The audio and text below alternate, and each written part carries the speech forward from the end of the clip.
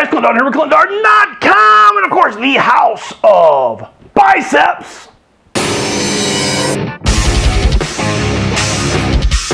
All right, guys, I promised you guys a full rundown and review of World's Strongest Man Masters 2017. So here it is, and it's probably going to be the long-winded version. You know me. I want to cover everything as absolute as much as possible. So I'm going to start with leaving Cyprus because that leads into the contest and the events. I left Cyprus on Saturday afternoon. Flight Cyprus to London. Didn't realize there wasn't going to be food on the plane. My fault. Should have checked on that. I will say that my flight itinerary said that I was staying at a hotel in Terminal 5 at the airport. So I arrived after midnight at the airport and was informed there were no hotels in the airport. But my hotel was a roughly $45 taxi ride away. Somehow I assumed, so I got mixed up and thought I had like a 16-hour layover at that hotel. So I had planned on getting a lot of sleep when in all actuality I had enough time to check in, order some room service before bed, get about 3 hours of sleep in an absolute wonderful bed, wake back up, get back outside, and the free transportation back to the airport was another 10 pounds or 20 euros. I love your conversion, England. You've got some great conversion processes going on. It was a 20 euro ride back to the airport. That stay didn't work out very well. Went through the airport, whole process again, flight to the States, which was really exciting because there was someone on the plane where they threatened to kick them off the plane. We almost had a little detour as well. Landed in Raleigh, North Carolina. Contest promoter picked me up. He went and took me out, got me some good quality food, got me checked into my hotel. That's Sunday night. Brings me all the way into Monday. Man, I was feeling rough on Monday. Contest promoter came by and checked on me Monday morning, which was really, really good because I was kind of in bad shape. By Monday evening, this wonderful lady came by my room with her husband, and she helped run my IV line, which was absolutely fantastic because I was having some serious issues. All right, guys, wait right here. Stop just a second. So how bad and how rough was I really? Because I'll say that I felt really, really bad and I was in bad shape, but how bad was it really? Well, you may not want to see this. I'm about to put a photo somewhere over here.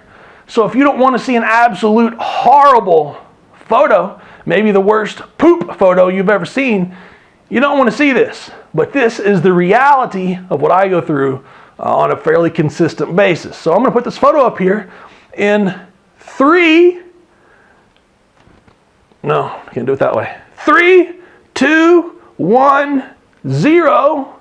There's the photo, guys. This is me a couple of days out from the contest. This is what flights do to me just in general. This is the kind of stress that I go through with food and pain and cramping, serious pain. Ulcerative colitis is the 4th most painful disease, as far as statistically speaking, just behind its cousin Crohn's disease, fibromyalgia, and cancer. So you add all my medications on top of that, and just the general strongman pains as well. And this is what you get. It's a pretty rough outlook that I don't share with a lot of people. But if you wanted to see it and you have an idea of what kind of stress my body goes through, that's the general stress. Now let's get back to the actual stuff on the video. Tuesday, man, I felt rough, felt really, really bad. Contest promoter came by and checked on me again on Tuesday, got me hooked up with some meal prep as well on Monday. Got me a bunch of meals on Monday. 15 meals on Monday, meal prepped. And then on Tuesday, I got another 20 meals in as well. So I don't have to carry me through several days. Wednesday, tried to break the nerves quite a bit. Ventured out to a local CrossFit gym that was associated with the contest. Went in, as you saw from the videos, knocked out some light squats, some really light log press. Mostly just got out of the hotel, got into a gym, got my body warmed up, and really knocked off some nerves. I think People are fooling themselves when they say you have to take the week off before a meet. If you have to take the whole week off before a meet, you didn't prepare properly for the meet. You're way too beat up and broken down and not in good enough shape. And I do think it's, as you get older, it's more and more important that you continue to move. Movement is important. You know, the older you get, the more, you know, the quicker your body just gets stiff, aches and pains. And I think that was magic for me getting in the gym and squatting 3 plates per side for a couple of sets of 3, doing some log press with, it wasn't even 200 pounds, you know, just getting the movement up and down, keeping the body moving, getting the blood flowing, get a little bit of pump going on, knock out all the shoulder and back and knee and hip soreness that would have just continued straight through the weekend. Thursday, I felt halfway decent. I did nothing Thursday but eat and sleep and got a massage. Absolute wonderful massage. She does all the strongman massage she's just awesome. Just awesome, and she was right down the hall from me in my hotel. Went and got a massage. She checked me out, and she said I was severely dehydrated, which I'd already run 2 liters of fluids that day through my IV. So my plan was to take a nap. She said that was a bad idea. Get back to the room, run another bag of IV fluids, and stay awake for a few minutes to make sure I was going to be okay before taking a nap. So I got some great sleep. Again, Thursday night, felt really, really good. Friday, people start rolling in. Man, I had lots of friends, lots of Bicepticons roll in. My old training partner, my very first training partner flew in. My little brother flew in as well. It was a great Friday, just hanging out in the hotel room, chilling, relaxing, eating food. A lot of athletes were coming by because they were getting massages or they needed an IV run as well. Got to see a lot of great people, and that's Friday. I was in bed by roughly midnight 30 on Friday night. Up again at 7 o'clock in the morning. My little brother was in little brother on time mode, knocking on my door at exactly 7:30 to make sure I was awake and ready to go. And there was a nice little crew of us heading down to the contest. So the contest setup was absolutely amazing. There was not a bad seat anywhere in the house. Everything was, I don't know how to put it, athlete friendly. I mean, the athlete was first. Second to none, the athlete was absolutely first in everything that went on the entire week, the entire weekend. Everything was the athlete first, and that's just absolutely fantabulous. Walked in log press. We'll start with the events here. Log press was the first event. You know, everyone in the Masters opened at 265, so you're looking at 120 kilograms. 10 pounds or 20 pounds or roughly 10 kilogram jumps. Something, you know, I got down on the floor and I warmed up with empty log plus, it might have been 175 or something like that, 195 for a couple.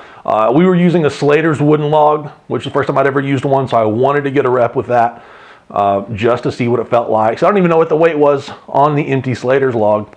But I went over and did a nice solid single with that. Had a good feel on that. One thing I think that was really interesting was I watched all of the women, and we'll just say the non-vintage athletes at the competition, take just an absolute ton of warm-ups. Whereas the Masters pretty much just moved and got warmed up and did the absolute minimum that it took. And then our warm-ups were basically the contest weights. Everybody, even Big Z, took the opener, took the very lowest weight on the log press. He took the first 3 weights, 265, 285, and 305. I think that says a lot about the older athletes and the intelligence that goes with it. Get in there and take the weights. Our body has to warm up. We can't spend a lot of time with a lot of unnecessary and unneeded warm-ups. I was going to be really happy just making the 265. That was solid. That was important for me. It was just to get in the game. I went in pretty fired up, knocked it out, was ready to go. Now, the next set was going to be 285. 285 was going to be a chemotherapy PR. That would have been the most I've had on any log, anything overhead in 3.5 years. So, you know, walk into a contest, new log, strange log. I hit the nose torque pretty hard, went out, and the clean felt great. I had a good bit of leg drive. As you can see from the video, I popped it overhead pretty solid, and then I kind of grinded it out. Honestly, I smiled as soon as I had it overhead, and I was smiling, and I dropped it down, and I was absolutely thrilled. Walked back, and you know, tears came down my face. So it was a really emotional thing. I think you can see from the video, you know, I spent a lot of time just trying to, you know, live in that moment of what I had done at the contest, and that, you know, that was big for me to nail that weight. So they called 305. That was the next attempt. We moved up a size on the log. Don't know how the log was going to feel. Honestly, it felt just like the others. It's really, really interesting when you hear the expediter say, you know, up next, Big Z. On deck, Clint Darden. No pressure or anything. So I'm trying to get fired up, wrapping my wrist, elbow sleeves on, sniffing the nose torque, waving the nose torque around, and Big Z is doing his right in front of me just before I go. I guess at least I knew the log was going to be warm by the time I got there.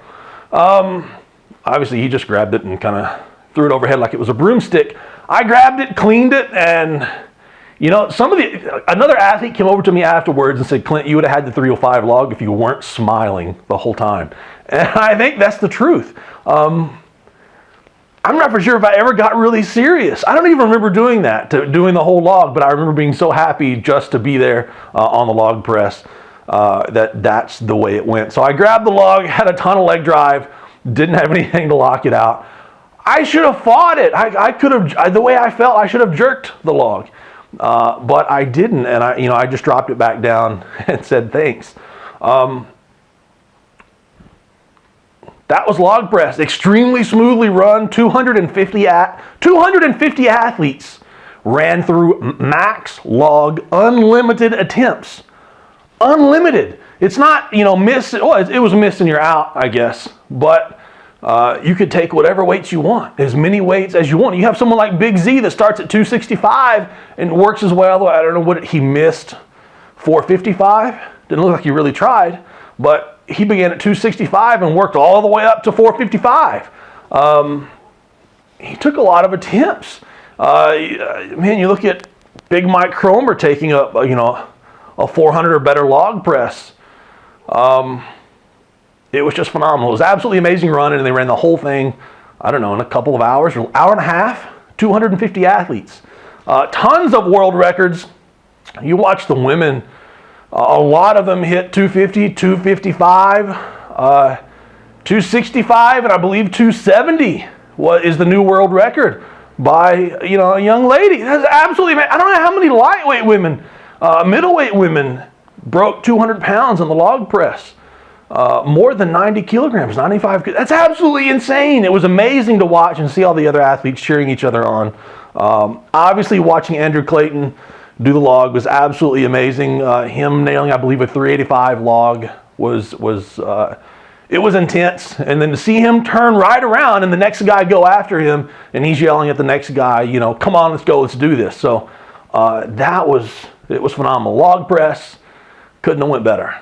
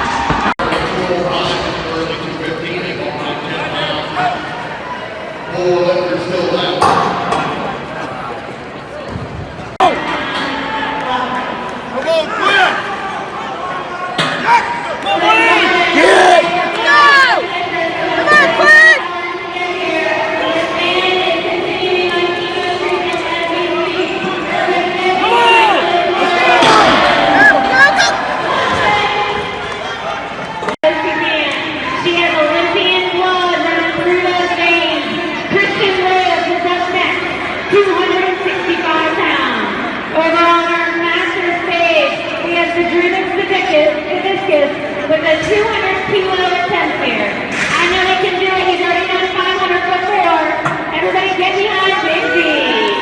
Come on, Deadlift, easy, please. 265 pounds, look for those big legs. Let's go, Kristen. Let's go.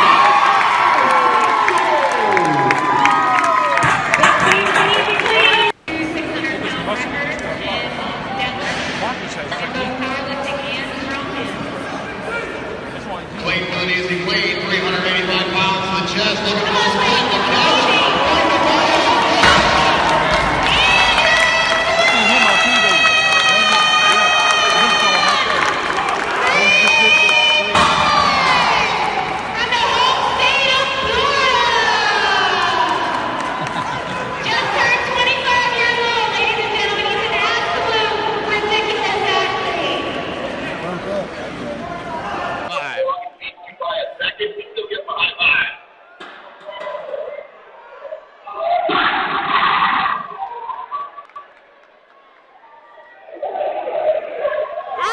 Boy, that was a world record in stabilization right there. Amazing work.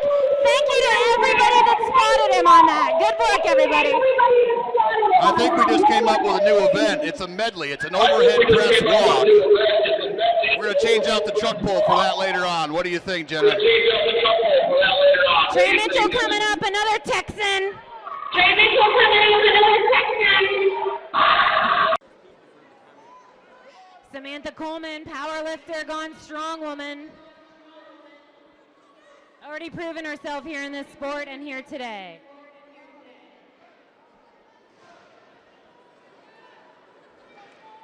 $270 pounds, 30 seconds to get it done. Up onto the chest with ease. 270. Looking to find those heels. It's up, it's back. It's good. She's happy about that.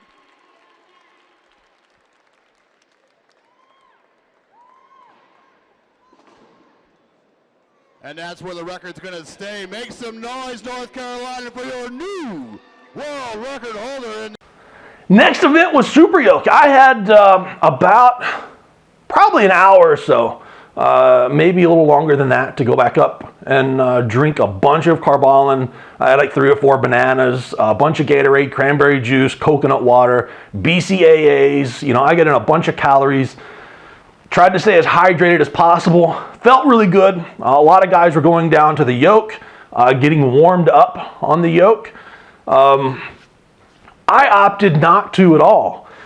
Some of the guys were going down and picking up the 700-pound yoke, the 900-pound yoke, 800-pound yoke, 900-pound yoke, and several of the guys were picking up the 1,000-pound yoke as well as warm-ups.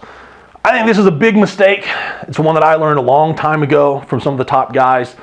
I knew that if I went down and picked it up as a warm-up, that I was going to pick it up and say, oh my gosh, this is heavy. And then I was going to be just totally mind screwed when it came time to actually do the yoke.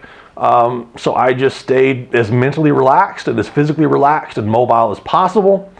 Hydrated. You know, I remember walking into the yoke and seeing the guys that went before me, which there were only 2 guys that went before me because of my great performance from me, bad performance overall on the log press, which meant I went third and fourth on the super yoke. 1,000 pounds, picking it up would be a huge PR. Picking it up would be a huge PR. I was glad we were using the arches. I used the arches back in 2004. Man, I was the oldest. As far as athletes on the floor competing, the only person out of 250 athletes that have competed longer than me was Big Z, and I was there. So I was. That's kind of impressive in itself to say that I have the longevity to still be there. But got to the yoke, and that yoke I knew going into it was super solid. The balance was great, so it was just going to be heavy. And my goal was to pick it up and get a couple of steps. I didn't want to come last. The guys that went before me didn't get very far. So I was paired with someone next to me. I was fired up, ready to go. Derek Poundstone, I remember him giving the ready, set, go commands. I knew that it was not going to be a race for time. For me, it was going to be distance. You know, I needed to get a decent distance. My goal was not to finish. My goal was to get some distance. So he said, ready, set, go.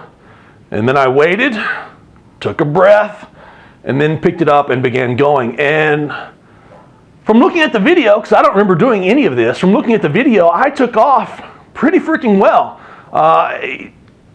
Again, from looking at the video, it swung a little bit, moved a little bit. I set it down. I kept going. It felt really solid. So, you know, I blacked out probably halfway down the course.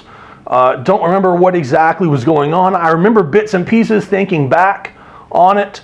I remember Chad Coy to my left, and that's huge, him yelling at me. I remember him yelling at me. That's all I can remember. And then I can remember him asking how much time is left. And he was yelling at me, 6 seconds. You've got 6 seconds. So I took a couple deep breaths, picked it up, carried it another little bit, and then Derek Poundsman came over, and I believe he took away my last pick and walk because the majority of it was a slide. And that was absolutely a fair thing to do. Although, I guess I should have paid Derek a little more money and got that extra distance. But it came down to the end of it. It didn't even really matter if I would have gone more distance. I had the most distance from any of the athletes that didn't finish. And there were a lot of athletes that didn't finish. I placed really, really well. From watching some different videos, they had to pick me out of the yoke. And I couldn't see anything for about 10 to 15 minutes. You know, the yoke does that to you. It really, it's a lot of weight on your body, and it's not a 1,000-pound squat. You're moving with this and walking with it. So if you've ever unracked 1,000 pounds on a squat bar, now imagine you got to step with it as fast as possible. And then when you drop it, it bangs on your body, and then you got to pick it up again and again and again and again. Man, the Super Yoke Reaper came and took a little piece of my soul. But I was really, really lucky. You know, I have all the people that grabbed me. My training partner, who was my coach for the day, Shane, he's a nurse. He knows me very, very well and what it takes to get me going and to keep me calm. He pulled me out from under the yoke. There were 2 nurses there, pulled me out from under the yoke, and a doctor that came over. They got me sat down, and by the time I could see again, all I could see was my buddy with this awesome little handheld camera that was just fantastic, and I really, really want one. And it was probably a good 20 or 30 minutes later by the time I could actually come to and see and understand what was going on. They had hooked me back up to an IV line. They had bags of fluids pumping into me. I'd given it everything I had. That's it. Absolutely everything I had, and I'd come away with a pretty solid placing as well. And that event set me up for a great placing to separate me from a lot of other people for the entire rest of the contest.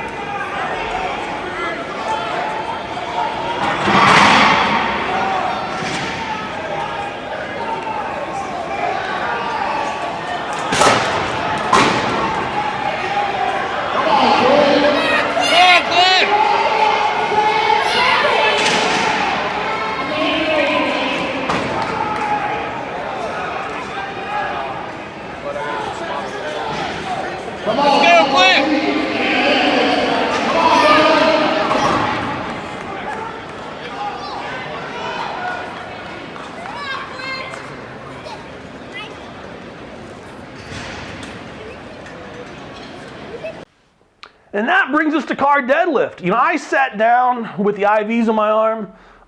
My plan was to be unhooked from the IV and go over and start grabbing the lighter cars in the row. They had 4 cars set up, 4 or 5, and I wanted to go over and just get some practice with the range of motion and to feel the implements with the lightest women's car possible, maybe 1 car in between. But by the time I got my IV unhooked and my head was straight, the athletes were already going, so warm-ups were over. So I was a little nervous, and I remember watching Nick Best do a warm-up, and I figured that if Nick could get 10 to 13, that I could get 1 to 3. That was my plan. At least that's the kind of what I was thinking. And I watched him pick it up, and he picked it up so fast that this huge Mercedes, whatever it was giant. I've never seen it before. It didn't just go up and down, it shook everywhere the way he picked it up. And I saw a lot of other athletes do the exact same thing. So that was a pretty good sign. If it was so explosive that the whole car was shaking in every direction, that was a really good sign that, you know, I'm at least going to get a rep or 2. And that was the goal, was to get a rep. You know, that's the line of success. So I went over and I asked Nick, you know, how'd it feel? And he said, the car feels good. It feels like a good smooth pull all the way through. And then he made it a point to say, don't worry, you're going to get some reps. I said, really, you think I'm going to get 1, 2, 3 reps? He said, don't worry. He said, you're going to get 3, 4 reps, maybe 5 reps with this. Don't worry. And that means a lot coming from someone like Nick Best. I mean, that means that he took the time to have a pretty good idea how strong I am on things. And that's really impressive and means a lot in itself. What I didn't know is I watched all of the Giants Live athletes compete. And I knew that the number to beat with him was 16. So, you know, I'm not going to beat 16. I mean, I'm not going to beat Nick Hodge. I'm not going to do that. I can't compete with, you know, those guys. But I knew I could at least be competitive and get a couple of reps in. And it might separate me from somebody else who's not quite as good of a deadlifter as I am.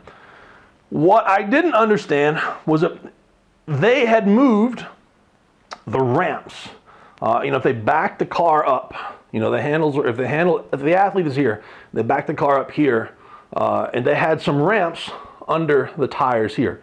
What they did with the Giants Live guys, they put those tires there, and that didn't hinder the car from moving. It kind of went everywhere. Derek Poundstone, again, had the bright idea of taking those ramps, putting it on the other side of those tires. And he knew it was going to make a pretty big impact on how it felt. But I don't think he knew how much of an impact. So I talked to Nick Best, and he looked white in the face. I said, hey, what happened, man? And he said, I went over and took another warm-up rep, and I blacked out. He said, they've changed something in the car for us. I don't know what they've changed something, but it is a lot heavier than it was. So Nick had gone from taking 1 rep that shook the entire car when he picked it up to taking 1 rep that was so heavy that he passed out. A warm-up. I know that I had to screw with Nick considerably. If you black out during a warm-up, how do you think it's going to feel when it's really go time? You already know it's going to be heavy and it's going to be crazy. So I didn't fully understand the goal was still to get 1. They called my name. I was fired up. I couldn't get a great foot position. I didn't get the right foot position on the first attempt. I gave it a good hard pull. I moved my feet a little bit from looking at the video and remember looking down at my feet. I had issues getting my straps on because I still had my IV in. My straps were kind of pulling on my IV a little bit. But that isn't why I didn't get a rep. I didn't get set up and I just wasn't strong enough. It was heavy. I'm guessing it was a minimum of 850 pounds from the floor. Somewhere close to 9 would not have been out of the question. Big Z got 13 and there was blood all over the floor. Early on in his set, there was blood coming out of his nose all over the floor and he kept pulling. So if you take someone who can deadlift mid to upper 9s and he gets from the floor and now he's using side handles from 13 inches. So I figure he's got to be able to pull 1,200, 1,300 from that position. And he gets 13 it's got to be somewhere near 900 pounds from the floor. And it absolutely every bit was, you know, and I felt that that I had moved it off the ground, but I didn't get a rep, and I didn't pull all the way through. After I'd made 2 decent attempts at pulling on it, I was done. That was it. I had nothing left. A lot of guys before me had gone and gotten 0. I got 0, and I tied with 14 other guys that also got 0. Big Z got 13. Blackitis got 13. Man, and that was kind of, had I gotten 1 or 2 there, that would have been a game changer. But that was the best I had. That was a really heavy freaking car. And the old people should not be using the heaviest weights. I'm just saying.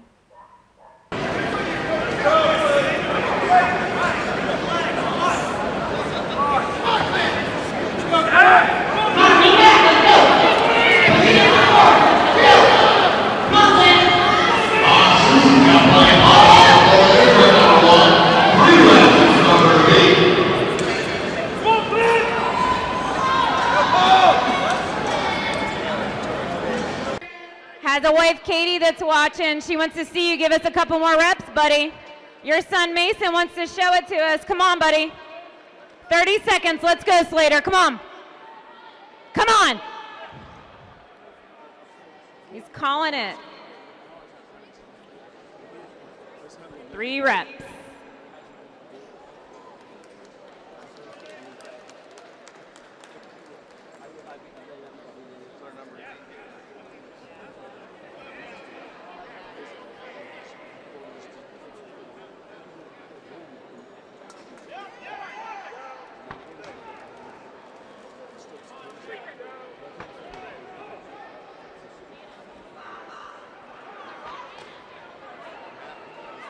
Bailey giving it a run for her money over there.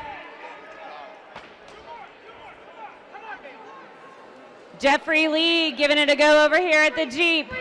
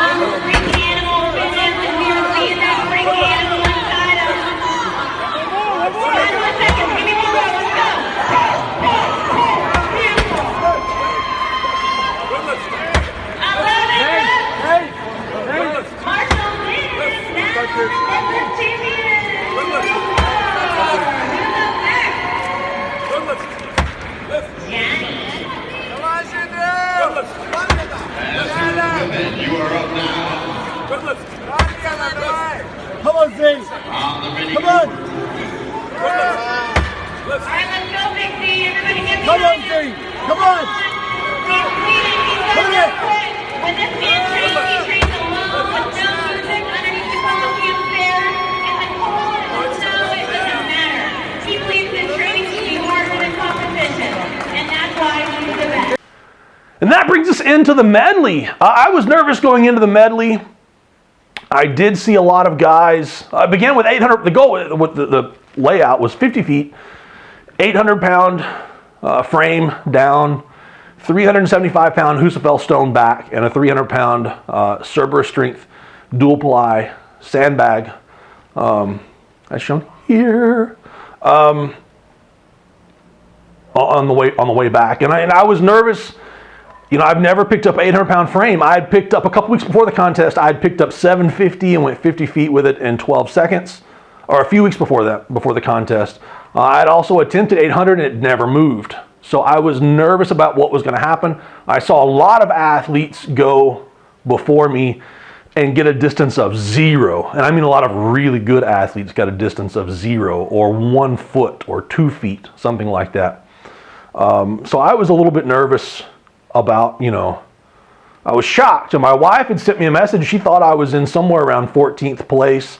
I believe she was incorrect. I was probably a lot closer to 19th, 18th, something like that.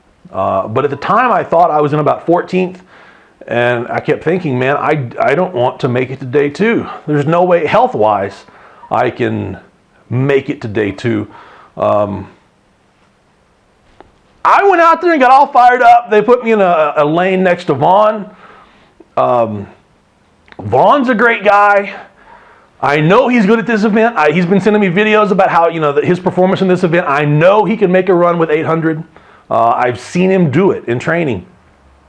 So I knew it was good they put me next to him. I knew that if he was going to make a run, whatever he was running at, I could fight and stay somewhat close to him.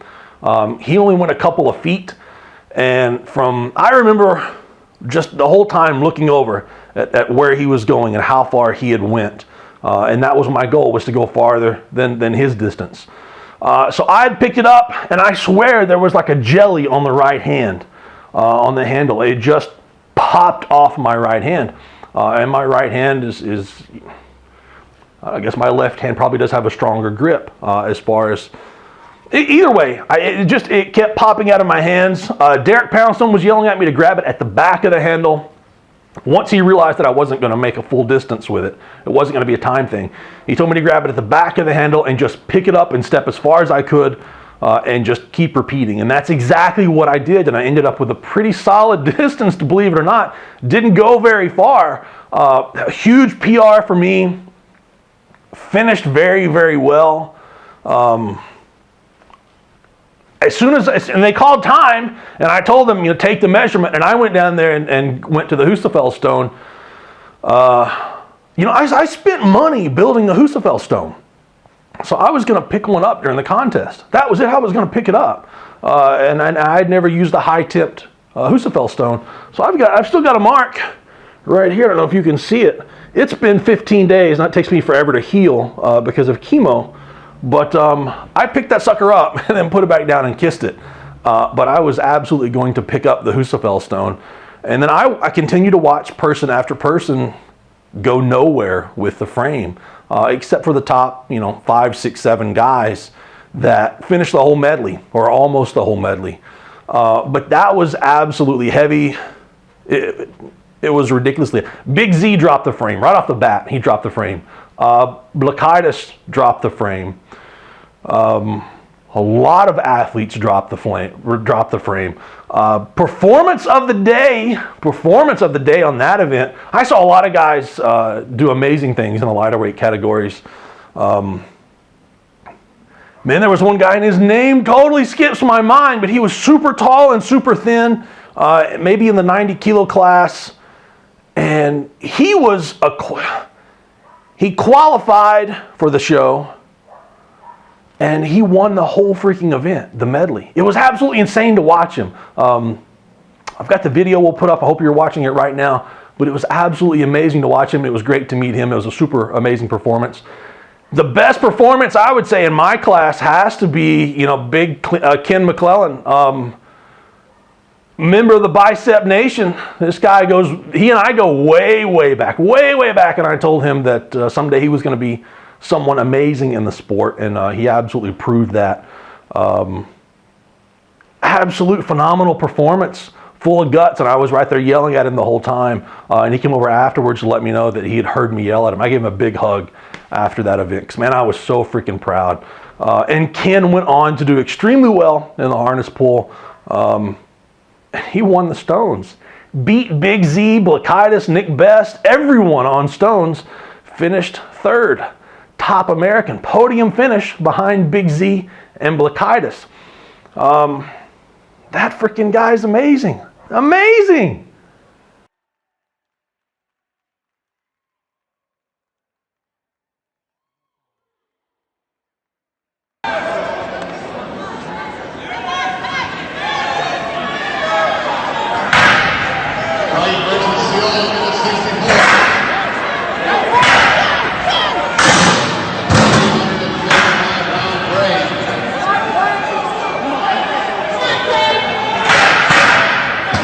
Slight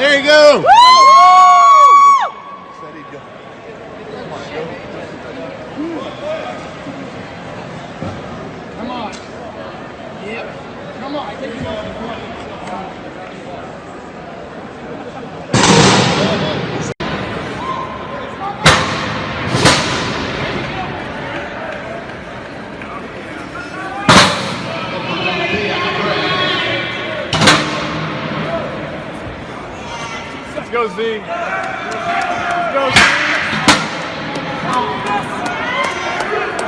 Come on, Z. No problem for 19. 300-pound sandbag child playing. Coming over here. Coming right back here.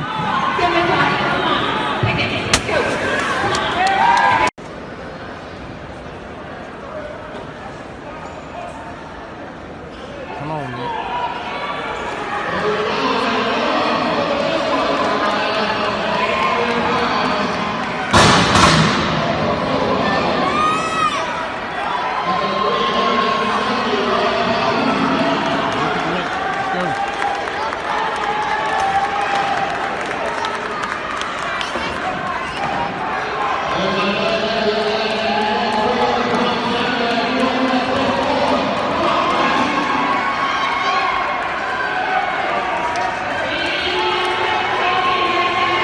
Come on, man! Come on, man!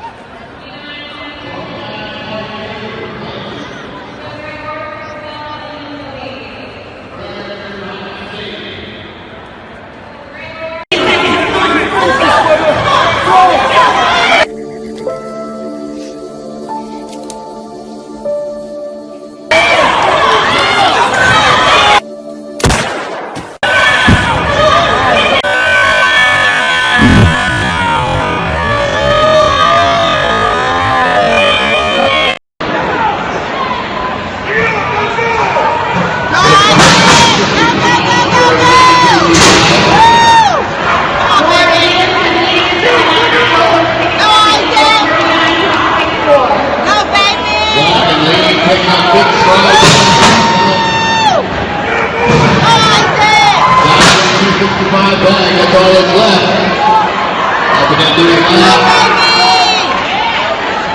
He's walked home.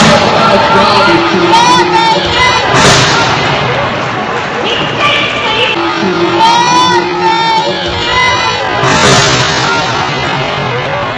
So anyway, guys, it was a great show for me. I had a lot of fun.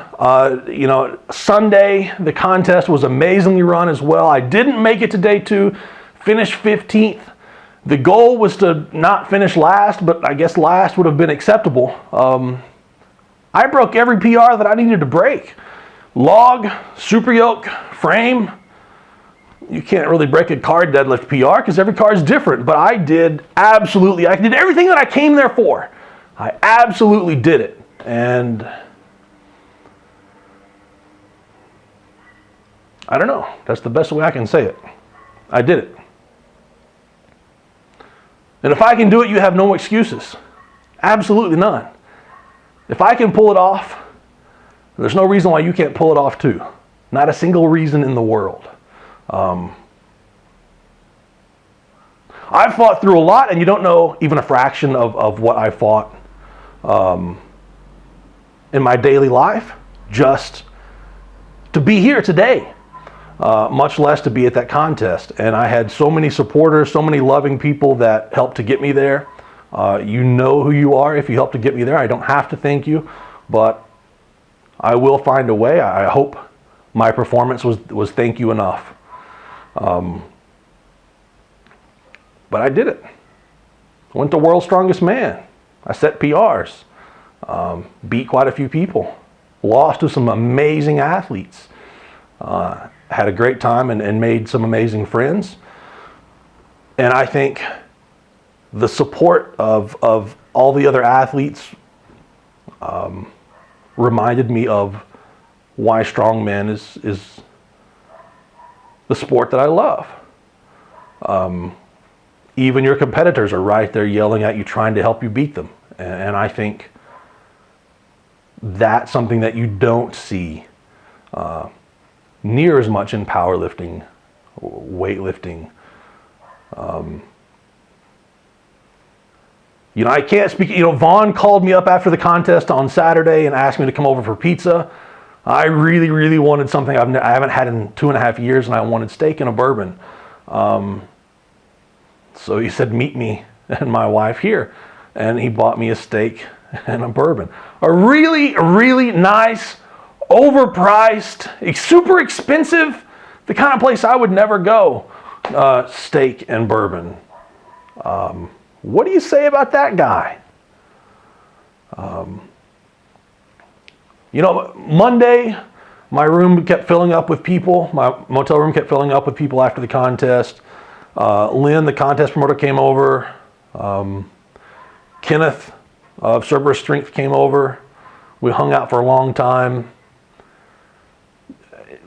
You know, I don't know what to say. Tuesday was there, and Lynn and his wife came, picked me up, got me back to the airport, and I began some 30-hour trip on the way home. Then it was great to see my family. My wife and son are waiting at the airport with, you know, welcome home signs. And that's the first time I've ever been away from my family. I've never been even been to a different town than my family. So it's good to be back home. So, you know, Lynn, the contest promoter, asked me a really important question. He said, Clint, if we have this contest in 2018, whether it's in America or anywhere else in the world, do you want to be a part of it? And, you know, I didn't even hesitate. I said, absolutely.